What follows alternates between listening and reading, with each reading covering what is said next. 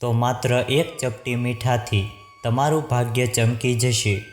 જો તમે પણ વાસ્તુ દોષથી પરેશાન છો અને નકારાત્મક ઉર્જા તમારા ઘરમાં છે તો તમારે મીઠાના આ અસરકારક ઉપાયો જાણી લેવા જોઈએ, જેથી કરીને તમે સુખી જીવન જીવી શકો। તો ચાલો જાણીએ એ મીઠાના 21 જ્યોતિષી ઉપાય। એ જાણીએ તે પહેલાં, હે લક્ષ્મી માતા, હું તમને હાથ જોડીને પ્રાર્થના કરું છું કે જે આ વિડીયોને લાઈક કરશે, ચેનલને સબસ્ક્રાઈબ કરશે, તેના જીવનમાં ક્યારેય સુખ અને સમૃદ્ધિની કમી ન થાય। નંબર 1, ધ્યાનમાં રાખો કે રસોઈ બનાવતી વખતે ભોજનને ચાખશો નહીં। આ ખોરાકની શુદ્ધતાનો નાશ કરે છે અને ઘરમાં ગરીબી આવે છે। મીઠું ઓછું થાય તો પછી નાખજો। ભગવાનને ભોગ અર્પણ કર્યા પછી જ ભોજનને ચાખવું જોઈએ, તેનાથી ઘરમાં સુખ અને સમૃદ્ધિ જળવાઈ રહે છે। નંબર 2, જ્યોતિષશાસ્ત્ર અનુસાર મીઠું ચંદ્ર અને શુક્રનું પ્રતિનિધિ માનવામાં આવે છે। જો તમે સ્ટીલ કે લોખંડના વાસણમાં મીઠું રાખો છો તો તે ચંદ્ર અને શનિનું મિલન થશે, જે ખૂબ જ ઘાતક સાબિત થાય છે। આ રોગ અને દુઃખનું કારણ બને છે। પ્લાસ્ટિકના કોઈપણ વાસણમાં મીઠું ન રાખવું જોઈએ। માત્ર કાચના વાસણમાં જ મીઠું રાખવાથી કોઈ ખરાબ અસર થતી નથી। નંબર 3, જો તમારે સુખી રહેવું હોય તો કરો આ કામ। જો તમને કોઈ વ્યક્તિ પસંદ નથી તો તેનું મીઠું ન ખાઓ। પાપી વ્યક્તિ પાસેથી ક્યારેય મીઠું ન ખાવું જોઈએ, નહીં તો તમારું જીવન પણ તેના જેવું થઈ જશે। હંમેશા ધ્યાન રાખો કે દરેક જગ્યાએથી મીઠું કે નમકીન વસ્તુ ન ખાઓ। મજબૂરીમાં કે દબાણમાં કોઈનું મીઠું ન ખાવું, તેનાથી તમને નુકસાન થઈ શકે છે। જેમનામાં સારા સંસ્કાર હોય, જે ધર્મ પ્રમાણે વર્તે, તેનું જ મીઠું ખાઓ। નંબર 4, સીધું કોઈના હાથમાં મીઠું ન આપો। મીઠાના પેકેટ આપવાનું પણ ટાળવું જોઈએ। એવું માનવામાં આવે છે કે આનાથી વ્યક્તિના સંબંધો બગડે છે અને નકારાત્મક ઉર્જા ઘરમાં રહે છે।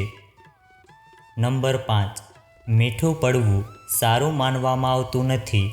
બલ્ગેરિયા, યુક્રેન અને રોમાનિયા જેવા દેશોમાં તે ખરાબ નસીબ અને મતભેદની નિશાની માનવામાં આવે છે। ભારતમાં તેનું પડવું અશુભ માનવામાં આવે છે। મીઠું પડવાથી ચંદ્ર અને શુક્ર બંને નબળા પડે છે, જેના કારણે ઘરમાં નકારાત્મક ઉર્જા ઉત્પન્ન થાય છે। નંબર 6, મીઠાની ક્યારેય ચોરી ન કરવી જોઈએ। જો કે મીઠું ખૂબ સસ્તી વસ્તુ છે, પરંતુ તેની ચોરી કરવી ખૂબ મોંઘી પડી શકે છે। પૈસા આપ્યા વિના કોઈનું મીઠું ખાવાથી ઘણી રીતે નુકસાન થાય છે। નંબર 7, સામાન્ય માન્યતા છે કે મીઠું કોઈની પાસેથી મફતમાં ન લેવું જોઈએ અને ન આપવું જોઈએ। સાંજના સમયે મીઠું દાન કે ઉધાર આપવાથી માતા લક્ષ્મી નારાજ થાય છે। આ સિવાય મીઠું ફેંકવું કે બગાડવું પણ ખૂબ જ અશુભ માનવામાં આવે છે। મીઠું ઉધાર આપવું કે દાન કરવું એ સારું માનવામાં આવતું નથી, પરંતુ જ્યારે પિતૃ પક્ષ જેવા પ્રસંગોએ બ્રાહ્મણોને સીધું દાન આપવાનું હોય, જેમ કે ઘઉં, દાળ, ચોખા, ઘી, તેજ આપવામાં આવે છે, ત્યારે મીઠું તેની સાથે હોવું જોઈએ, તો જ દાન પૂર્ણ થાય છે। નંબર 8, ધનનો પ્રવાહ જળવાઈ રહે તે માટે ઉપાય। ઘરમાં ધનનો પ્રવાહ જળવાઈ રહે તે માટે એક કાચનો ગ્લાસ લો, તેમાં પાણી અને મીઠું મિક્સ કરો અને તેને ઘરના નૈઋત્ય ખૂણામાં રાખો અને તેની પાછળ લાલ બલ્બ લગાવો। જ્યારે પણ પાણી સુકાઈ જાય ત્યારે તે ગ્લાસને સાફ કરો અને ફરીથી મીઠું ઉમેરીને પાણીથી ભરો। નંબર 9, ધન અને આશીર્વાદ મેળવવાના ઉપાય। કાચના પાણીમાં મીઠું રાખો, તેમાં 4-5 લવિંગ નાખો, તેનાથી ધન આવવા લાગશે અને ઘરમાં આશીર્વાદ આવશે। એક તરફ મીઠું તેની સુગંધ જાળવી રાખશે, તો બીજી તરફ આ ઉપાયથી પૈસાની કોઈ કમી નહીં આવે। નંબર 10, બાથરૂમ અને શૌચાલયના દોષ મુક્તિના ઉપાય. મીઠું એક એવું રસાયણ છે જે તમામ પ્રકારની ગંદકી દૂર કરે છે. કાચના વાસણમાં મીઠું ભરો અને આ વાસણને બાથરૂમમાં રાખો. આ ઉપાયથી નકારાત્મક ઉર્જા પણ દૂર કરી શકાય છે. દર મહિને વાસણમાં મીઠું બદલો. જૂનું મીઠું ફેંકી દેવું જોઈએ. શૌચાલયમાં મીઠું ભરેલું કાચનું વાસણ રાખો. તેને 15 દિવસ પછી જ બદલો. સૌ પ્રથમ શૌચાલયના સિંકમાં રેડો. નંબર 11. વ્યક્તિગત બાધા માટે મુઠ્ઠીભર પીસેલું મીઠું લ્યો અને તેને તમારા માથા પર સાંજે 3 વાર ઉતારી લ્યો અને તેને દરવાજાની બહાર ફેંકી દો.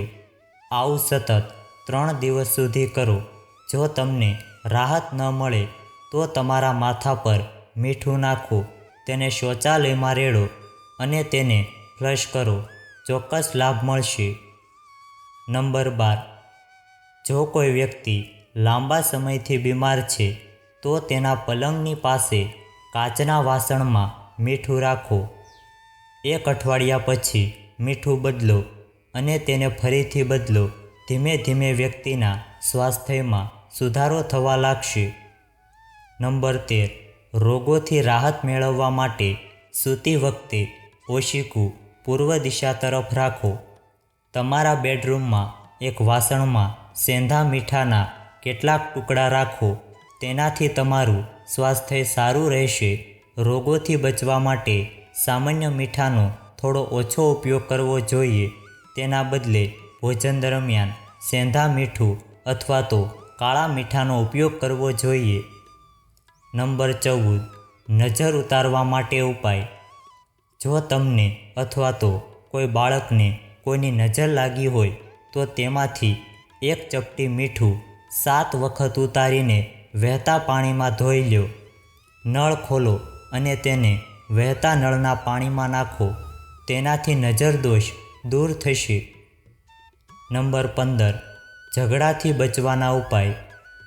પતિ અને પત્ની વચ્ચે કોઈ પણ મુદ્દે ઝઘડો થાય, કોઈ પણ પ્રકારની માનસિક અશાંતિ હોય તો બેડરૂમના એક ખૂણામાં મીઠું રાખો. નકારાત્મક ઉર્જા દૂર થઈ જશે. 1 મહિના પછી બેડરૂમના ખૂણામાં બીજું નવું મીઠું રાખો. તેનાથી નકારાત્મક ઉર્જા દૂર થશે. નંબર 16. કુંડળીમાં ચંદ્ર અને મંગળ નબળો હોય તેનો ઉપાય. જો કુંડળીમાં ચંદ્ર નબળો હોય તો ભોજનમાં દરિયાઈ કે સામાન્ય મીઠાનો ઉપયોગ ન કરો, પરંતુ સેંધા મીઠાનો ઉપયોગ કરો. તેનાથી તમે બ્લડ પ્રેશરની સમસ્યાથી બચી જશો. પરંતુ જો કુંડળીમાં મંગળ નબળો હોય તો તમે ભોજનમાં દરિયાઈ મીઠાનો ઉપયોગ કરી શકો છો. નંબર 17. ગરીબી દૂર કરવાના ઉપાય. અઠવાડિયામાં 1 વાર ગુરુવાર સિવાય પોતું કરતી વખતે થોડુંક સમુદ્ર મીઠું પાણીમાં ભેળવવું જોઈએ. આ ઉપાયથી ઘરની નકારાત્મક ઉર્જા પણ નાશ પામે છે. વાતાવરણની પવિત્રતા વધે છે. તેનાથી લક્ષ્મી પ્રાપ્તિનો માર્ગ ખુલશે અને ઘરમાં બરકત રહેશે. નંબર 18. મીઠાથી વાસ્તુ દોષ દૂર કરો.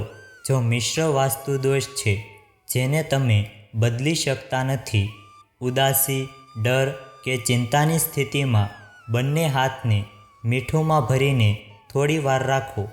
પછી તેને વોશ બેસિનમાં મૂકીને પાણીથી ધોઈ લો. અહીં અને ત્યાં મીઠું ફેંકશો નહીં. નંબર 19. મનમાંથી બેચેની દૂર કરવાના ઉપાય. જો તમારું મન ખૂબ જ અશાંત રહે છે, જો તમારા મનમાં સતત વિચારો ચાલતા રહે છે, તમે કોઈપણ પ્રકારની ચિંતાથી પીડાતા હો તો આના કારણે તમારું સ્વાસ્થ્ય બગડશે.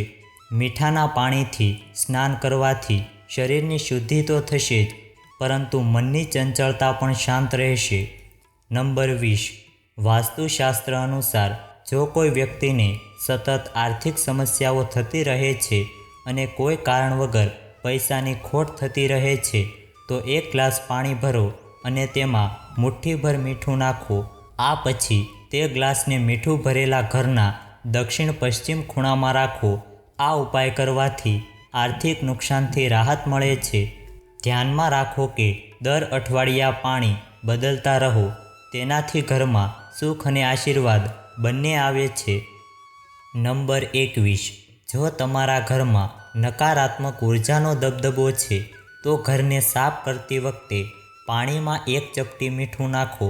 આમ કરવાથી ઘરમાં સકારાત્મકતા જળવાઈ રહે છે. ઘરને મીઠાથી પોતું કરવાથી ઝડપથી ધન પ્રાપ્તિ થાય છે. જો તમારે પ્રગતિ જોઈતી હોય તો ઘરમાં મીઠાના પોતા જરૂર કરો.